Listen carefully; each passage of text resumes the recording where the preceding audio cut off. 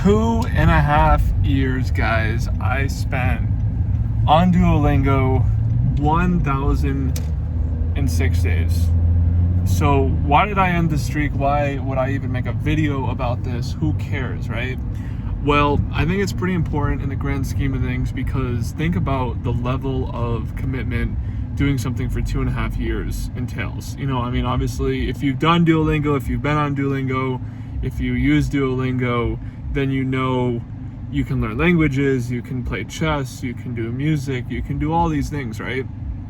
And you could do it just once a day, your streak levels up, or you could do it as long as you want if you have the family plan, the super plan, whatever.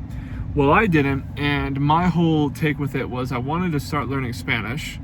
I don't speak a second language, so I wanted to start learning Spanish, and this is what I did back in 2023. And then I would do basically Spanish as much as I could, and then I started doing more and more bare minimum.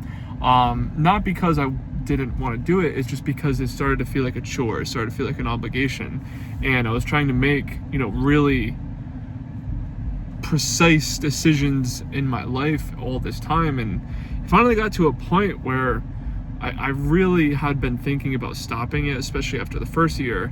And why I ended up deciding to stop it was because it started taking up all of the bandwidth for the decision-making mechanism that I had daily. So I was talking to Sam about this earlier, and you're not just doing Duolingo once and that's it. You're keeping the decision of doing Duolingo in your mind 24/7. So there's bandwidth that goes to it, and if you wait all day to do it, it basically dulls your decision-making senses in a way. It kind of stunts them a little bit, because you're not, you're thinking later, even doing these daily videos, right? It's in my mind, I think oh, I need to do this eventually, and it kind of, like I said, dulls out the decision-making mechanism, because you are eventually having to do it later. So you're not just doing it once, you're doing it 24/7, because it's a recurring decision that you make every single day. For what was for me was just oh yeah, well, I have a streak, I started doing it, might as well keep doing it. I soon then moved on to doing chess to kind of just keep the streak alive. And then I started really thinking about it. It's why am I doing this? So this video isn't really just about why I stopped doing Duolingo. The hidden message really is keep your decision-making senses sharp. You want to not do many things throughout the day, so the things that you do and the things that you do decide to do that are recurring, you do them better. That's kind of the whole idea. So I decided to stop.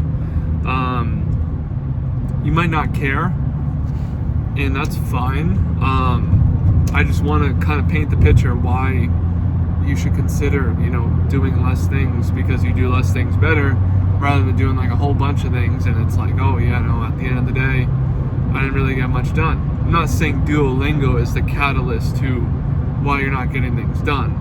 I'm just trying to say, for me, I felt like cutting it out might allow me more of that freedom and autonomy to do the things that are part of my mission. And that's just not really mission critical. So that's pretty much why I stopped. I don't really plan to do it anymore. I plan to fill my time more with, just kind of being and doing what I want to do for the business, my life, my body. We got a bunch of new goals set in motion right now as Sam's starting up the school year. So that's kind of where we're at. Just kind of want to drop that. It's nothing major, but just kind of, I thought, a pretty interesting idea to share along for maybe somebody that might be doing Duolingo and might not have a reason to be doing it. So let me know what you think. Are you on Duolingo? Do you agree with me? Do you think otherwise? Do you think Duolingo helps you? I'd love to hear what your take is on it. So, all right, guys, that is it. See you on for tomorrow.